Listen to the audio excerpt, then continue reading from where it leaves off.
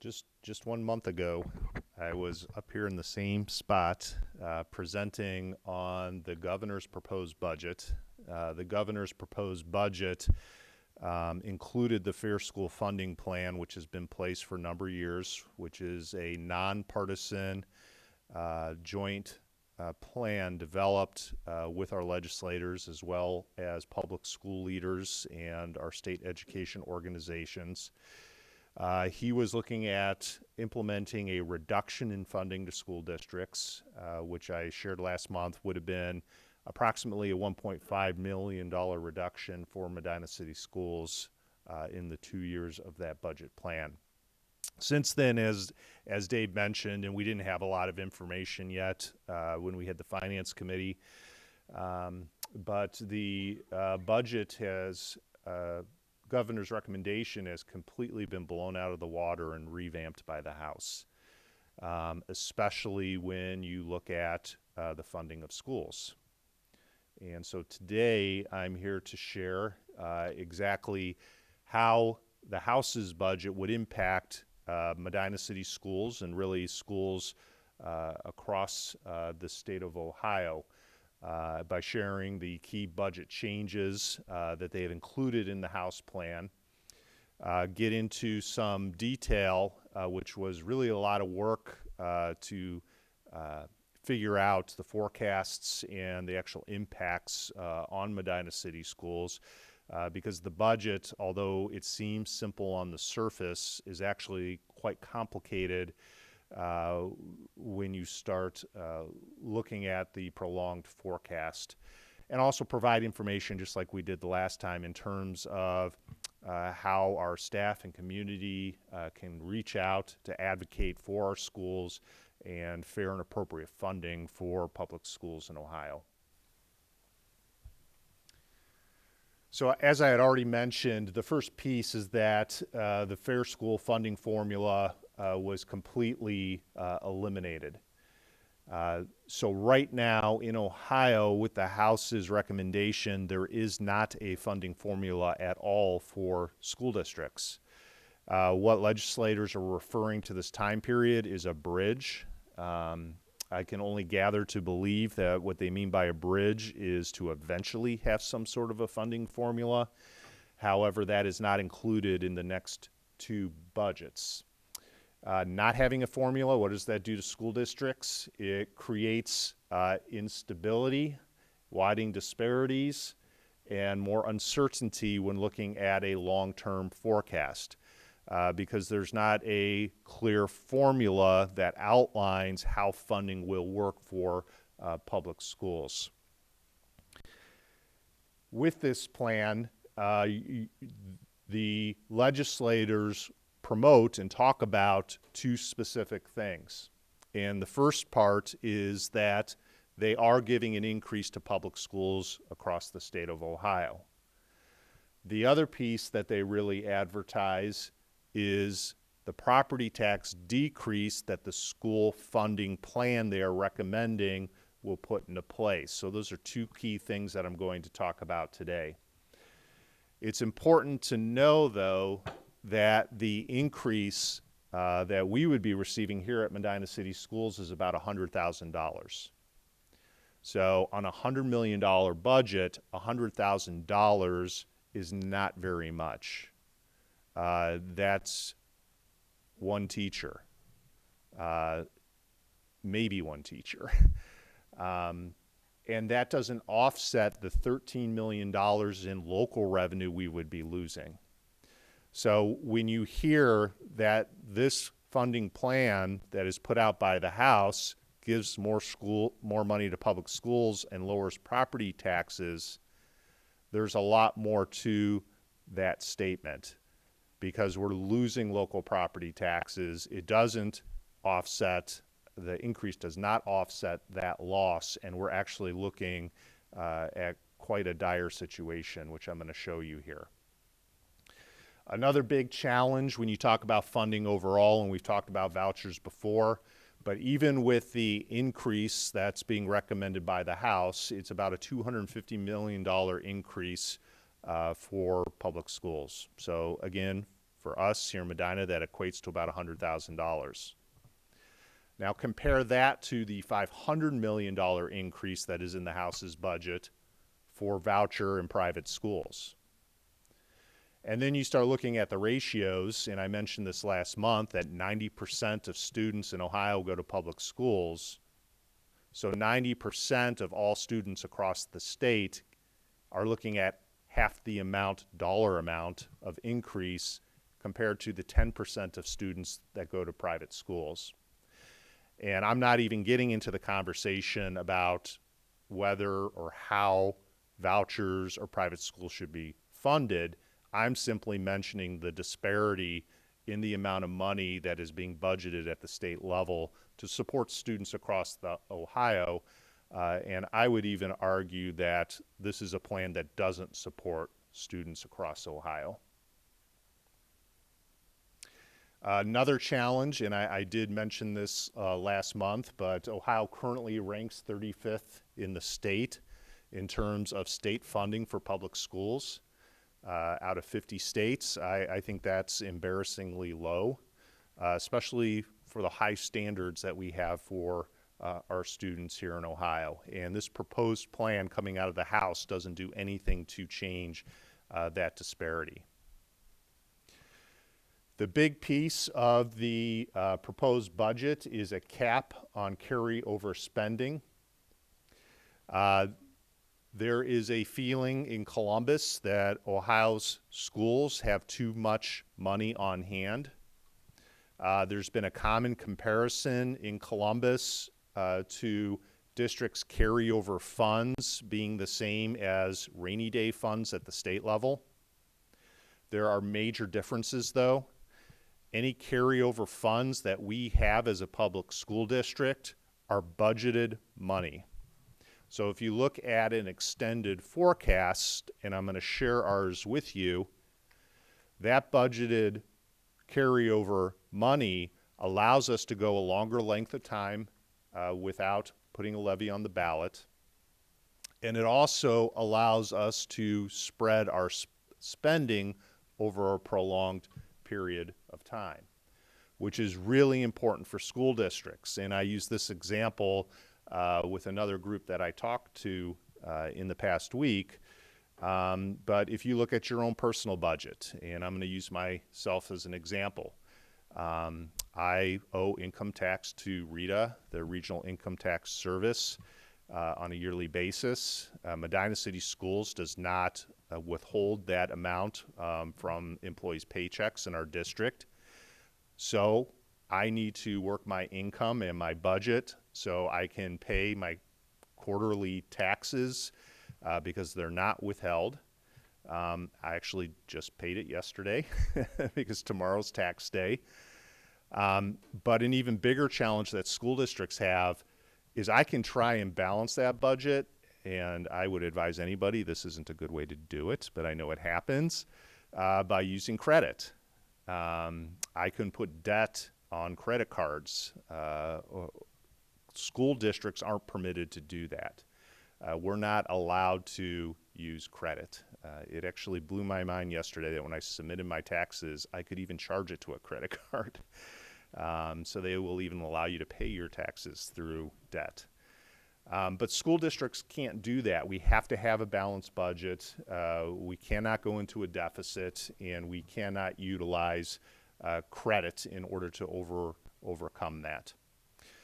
So if we are at a 30% cap for carryover, that really handicaps the district in regards to having a long-term outlook, have levies on the ballot less often, and make sure that there is cash on hand through that carryover in order to pay our future expenses.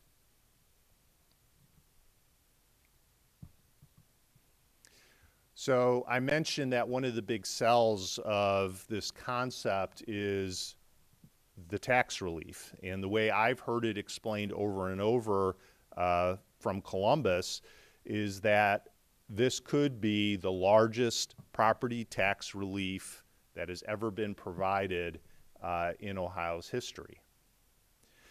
I would question and argue, is this really a tax relief program. And the reality is, I'm going to share the numbers with you, is it is a 1-year tax relief. So yes, it is a tax relief, but it's not a tax relief that will stay into place.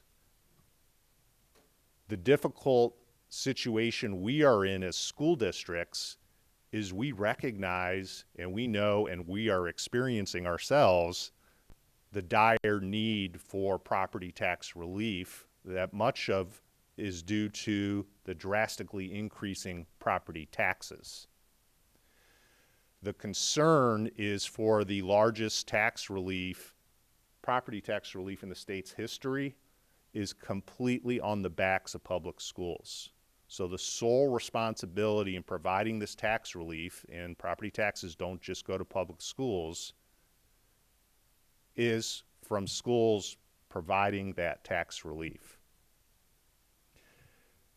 This provides no support from the state in providing this tax relief. And I've talked about property tax caps or carryover taxes and how our carryover is viewed similar to rainy day funds. The difference with rainy day funds, and this is what we have at the state level with our legislators, is that rainy day funds are truly rainy day funds. That's why they're called that. So it's money that's sitting there. Our state currently is at the maximum amount that they're allowed to have by law in rainy days funds, which is over $6 billion. So it's very challenging to hear as a school district that's trying to manage a 5-year forecast that the complete backs of the reduction is put on us. What is this going to do to the district?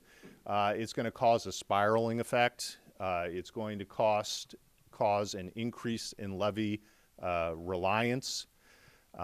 So what we are forecasting is we will need to go on the ballot sooner, and we will need to go on the ballot more often in order to maintain that 30% and not have the additional carryover that we would typically have. This is really going to create challenges in terms of transparency with the community as well as providing information simply because of our hard to estimate and calculate financial situation from year to year. So here's where I'm going to change screens.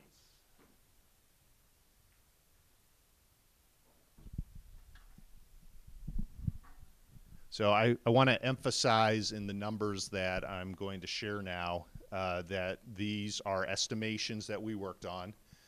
So these are not exact figures, but this provides, to the best of our knowledge, a really good example of the situation we would be facing with the implementation of the House's plan. So what's up top here, displayed here, is the Fair School Funding Formula. So it's the funding system that we are currently under as a school district. This includes the 7.5 mil levy that our community just passed in November. If you look at the financial outlook at the beginning of this forecast in 24 through approximately 27, you do see our total cash balance increasing. That increase in cash balance is part of a normal levy cycle. When a district passes a levy, typically you have a buildup of your cash balances, and you can see by 27, 28, those cash balances start going down due to deficit spending. We had told the community that when we went out for this levy, that it was likely going to last us 5 or 6 years. So the benchmark that we normally use to let us know, hey, it's about time to go on a ballot in order to have sufficient funds is about a 20% carryover. So you look at what's proposed by the House, a 30%, that's not far off from where districts typically recognize that they need to go onto the ballot. Now, the bottom part of this chart is the plan proposed by the House. So we would be facing, and this assumes implementation in fiscal year 26.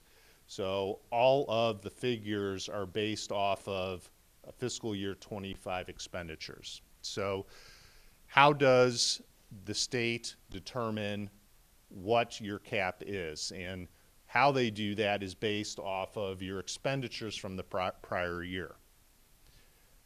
So your carryover is permitted to be 30% of your previous year's expenditures.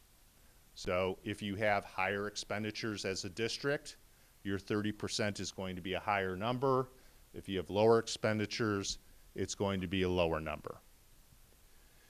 If you have more than the 30%, then they have authorized, or there's some debate under whether this is even legal, but they have authorized that local, county budget commissions must reduce the amount of millage that you're collecting to get you to a district to the 30%.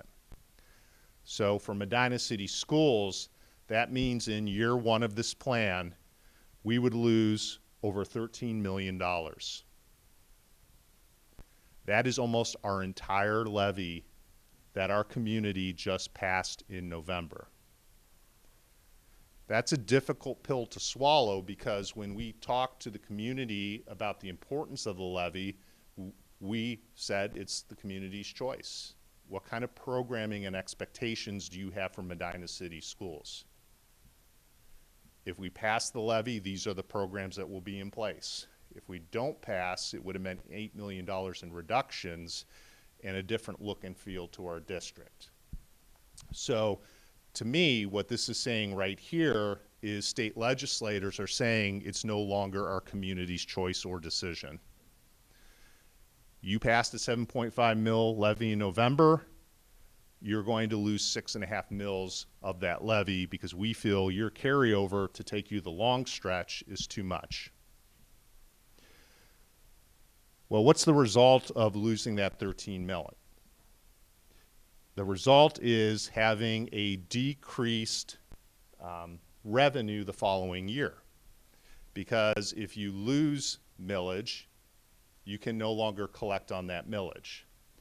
So immediately in year two, you can see that with our projected expenditures, we'd be 11.3, almost $11.4 million in deficit spending. So right now, within the language in the proposed legislation, it says that we will be given back millage to bring us back up to the 30%. And in my reading of that legislation, I'm a little hesitant with what it exactly says, because the language says that budget commissions must remove millage to get you to 30%, and it says they may give millage back to bring you back up to the 30% if you fall below it. So to me, that language says it's the decision and in the hands of the county budget commission. I have been told, though, that the legislator's intent is that that millage is rewarded back. So hopefully, if anything changes, that's more accurately reflected in the language. So we dropped to such a deficit in fiscal year 27 that we would get almost all of that $13 million back in millage. So that's why I said it is not a prolonged tax break, it is a one-year tax break. So I think there's a lot of information that's being distributed in regards to what this tax break actually would or would not do. The challenge, though, for us is because there was such a large reduction in fiscal year 27 in our collection, it is almost impossible and a challenge for us to make up that money that was lost in that collection year. So you start looking down the chart in the very next year in fiscal year 28, and we still have about $600,000 that we can get back because we're still not able to make that 30%. We're below the 30%, even getting that additional 600,000 back. So what does that mean for us as a district? What do we have to do in order to get back up to the 30%? Because we no longer have any voted millage to give back. We're now in a situation of either making reductions or we're in the situation of putting a levy on the ballot. So in fiscal year 27, we're looking at a levy on a ballot with this 30% cap. With the fair school funding, we were out to about 2030. Still getting our 7.5 mils eventually back.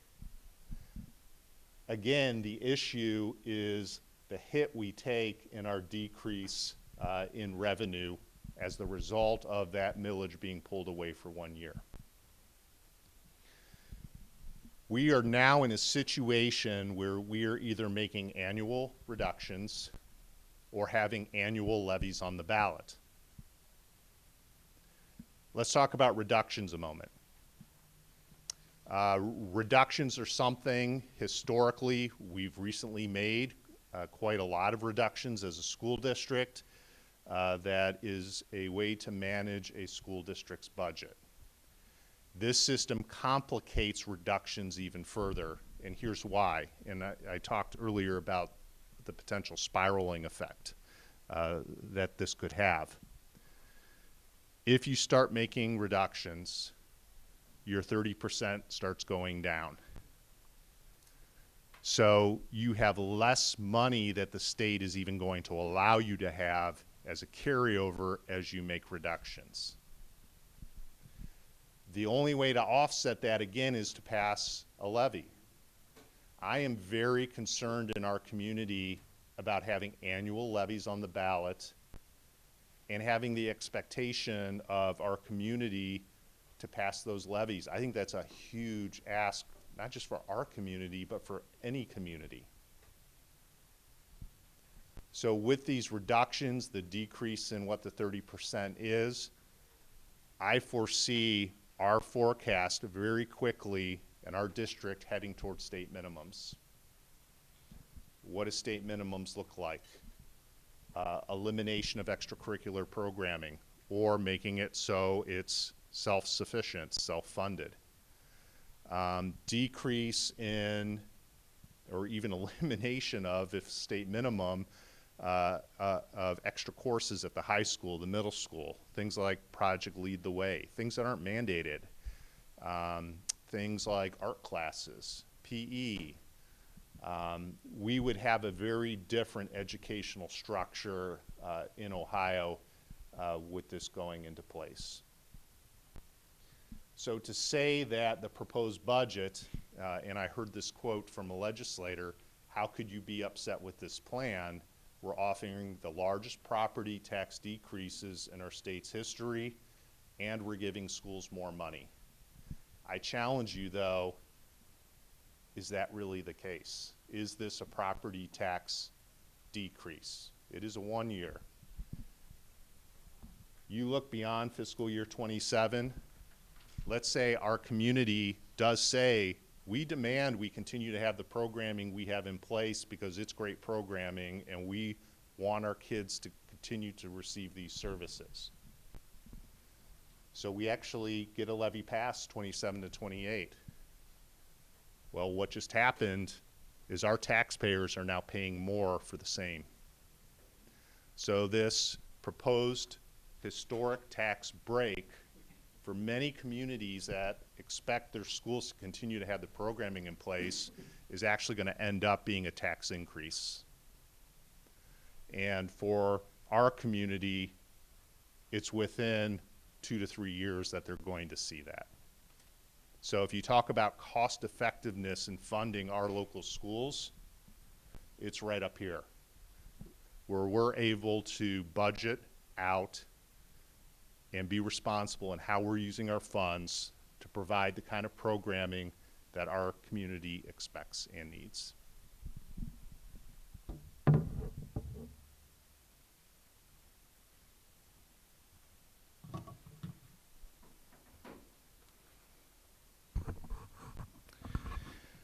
So what can we do about this? We're already advocating as a school district in Columbus, working with our organizations. We are also collaborating as a county. We've already had a meeting with all of our county superintendents and treasurers. We're going to continue those efforts to work together on a county level. Because a big difference with this proposed plan that's currently in place is it impacts every single public school across the state. That is different than the past, because with past formulas, even if we didn't like them, all schools were impacted a little differently. Even with the governor's proposed reduction, we were seeing a reduction. There were districts that weren't seeing any reduction. There were districts that may have been seeing a slight increase. That's not the case with this plan. Now, there might be a difference with how soon districts fall into that deficit spending, but eventually all districts in Ohio, I believe, will be on a similar path in terms of what their local funding is going to look like. So there's still time.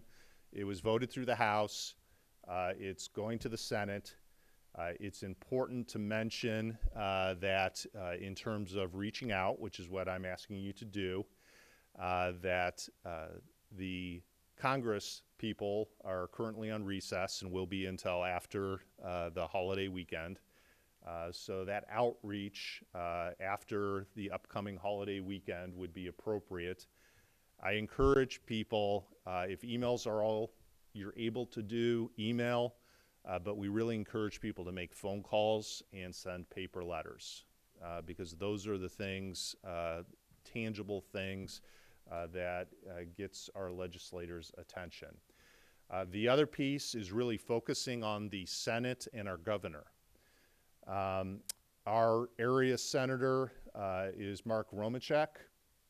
We've also included the Senate Finance Committee, which will be the group that's first reviewing this. It's perfectly appropriate to reach out to legislators beyond our local representatives.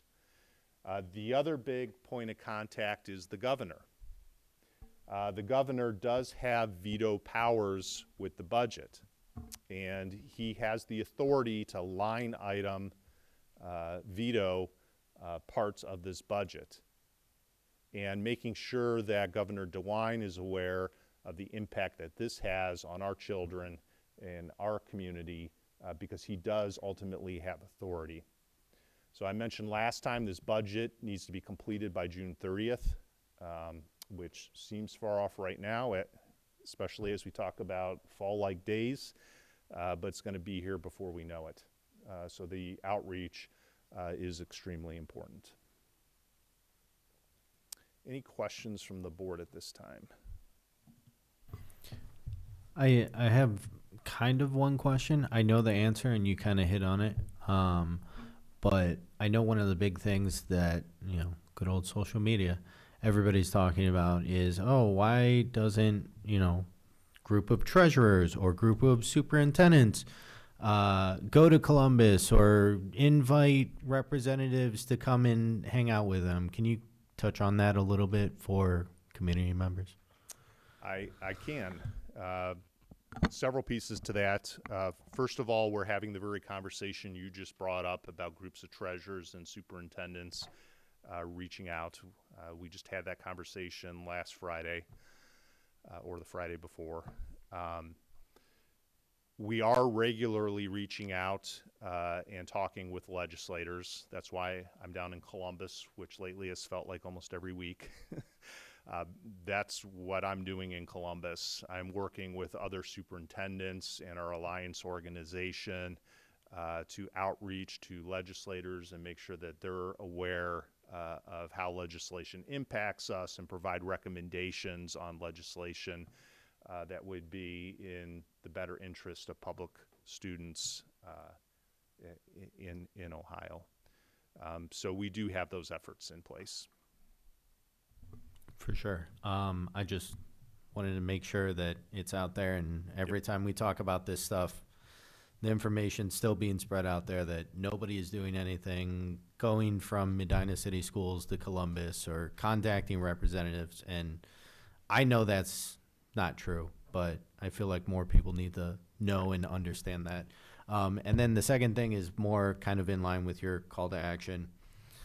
Obviously, everybody call your representatives, call the people in the budgeting committee or finance committee, and reach out to people. But I understand we're frustrated, we're angry, taking more money away, creating more expensive, just basic public facilities that are funded by taxes. But be kind. You can be very factual, straightforward, and if you want, go ahead, be a little sassy about it. But don't call up, don't yell and scream, and 9 times out of 10, you're not going to get to talk to the representative. It's going to be a staffer that potentially may be unpaid as a college intern that's a poli-sci major that, they really don't want to get screamed at. So a little bit of courtesy and a little bit of facts and knowledge can go a lot longer than just getting out all that anger on somebody that maybe isn't directly involved with that. So yeah, and just following up on what you're saying, Joe, is letting those legislators know how it's going to impact your child or your school district. Our legislators work with a lot of different avenues, and I think it's a job where it's very difficult to be a specialist in any one way. So for us to educate them on the impacts of the decisions or potential decisions that they're making is extremely important as part of those communications. And then the second piece will be the communicating in ways we can collaborate to make adjustments to some of these things, like I said, to better serve Ohio's public students. And that piece we're working on right now with our local organizations. I'll actually be in Columbus next week, and I'm hoping I'll be coming back with more information on steps to take to try and have resolutions to this challenge. Thank you for the presentation. We do appreciate the time that you've been spending down in Columbus and to bring this attention to our legislators, working with the Alliance for High Quality Education. What I want to make sure the community members know as well is not only is it a decrease in state funding, but they're really trying to take away the will of the voters. Our community approved a levy in November because they said these are the things we want, and we want to keep funding our schools so we can have these services, and they're basically saying no. Yep. And that's infuriating, and I think that's something that we need to make sure the community members understand and share with the representatives. No, you're absolutely right, and actually just this afternoon, I had some conversation with the Alliance leadership to share some of the things we're going to be talking about and presenting tonight, and they said 2 key things that's important for our community to understand in our situation is, number one, the will of the people. Almost the entire levy that our community just passed this school year will be pulled away in 1 year. And then the reality is, if we want to keep programming like it is in our district, our community is going to have to pass another levy and pay more in property taxes than they would have if this option was never even implemented. I just want to jump on that too. It's not like it's irresponsible spending.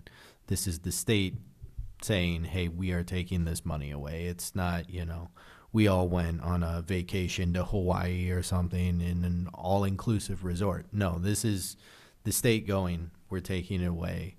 It's not irresponsible spending, because we made that promise to the community that we are going to be conscious of our spending just in general, but especially after this levy, and that we are going to take care of those dollars. And those dollars that come into the community for the education, we're going to get the most out of each and every dollar. Well, yeah, the bottom line is the state wants to, people are upset about rising property taxes, which we understand and can totally relate to. But our voters approved that. It's local dollars that the state is saying, no, you don't get to use that now how you want it. And then they can say, well, we gave you a property tax break on our backs instead of using the rainy day fund or another way to take, to ease that burden.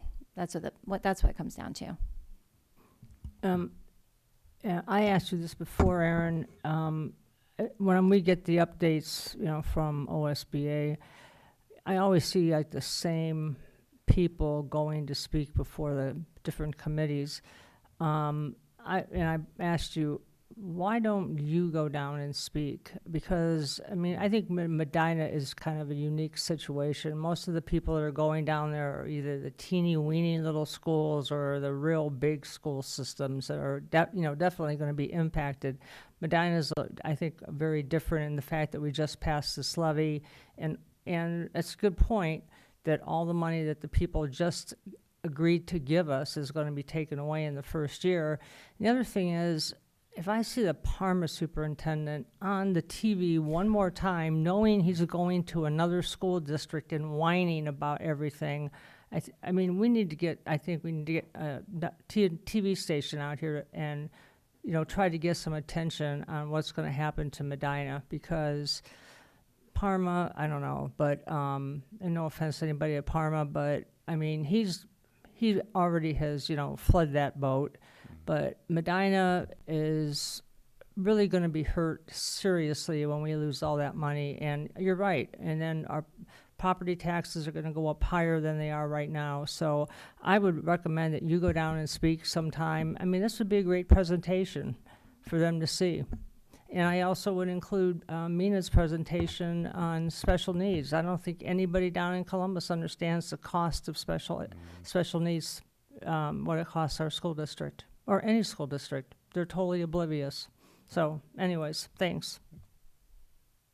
I have one last question. Is this presentation then will be available on our website? How will people be able to access this? Yes, we're actually in the process of preparing a communication for all of our staff and employees. I anticipate that'll go out in the next day or so.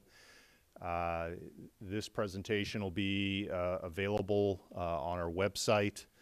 And in addition, we're going to have a link to the presentation that I just did. And I'm guessing Amy's going to work with her people to condense that so they don't have to scroll through the whole board meeting. Thank you very much. It's a very stark,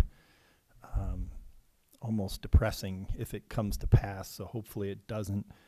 But I'm not an accountant, but I'm a numbers guy, and I was sitting here doing some yellow pad production sketch numbers.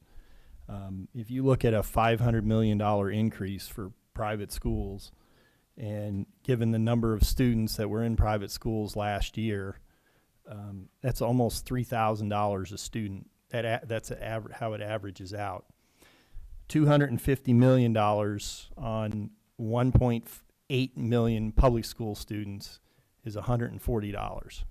Now, Medina, from your own numbers, would get a lot less than but that's an average. And it's just makes my blood boil that much money, if you took the now $1.5 billion that they're proposing and divided that out amongst all the public school students, we might not have even had to go on the ballot for a levy, because it would have been roughly in that ballpark, or maybe the levy would have been a lot smaller than what it is. So these are the number of students are straight off Ohio's Department of Education website, and the numbers are very publicly available for the number of dollars, and it's just absolutely striking to me the amount of money that we're being scrimped and save and is being given away. So it's more of a statement, but I'm not off that. I'm probably off a little bit, but I'm not off that much. So I would encourage all of the public to look at this and really think long and hard, because maybe they do get a tax break for a year, but then it's going to come right back. Right, and potentially cost more. And I'm just going to end on a quote that I heard from one of my colleagues this week, and they said their dad used to say this, but is the fruit worth juicing? So you see that tax decrease in that year, and it's hard not to pick that fruit. But really taking a look at that fruit and down the road, and is that juice rotten? And I think we got rotten juice here. So thank you. I will add one more number, but $1.5 billion divided out, just being even conservative, is almost $8,000 per student going to private schools. And I know we get a hell of a lot less than that from the state. A lot less. And I think it's just atrocious. So, thank you. Mr. Chambers, informational items.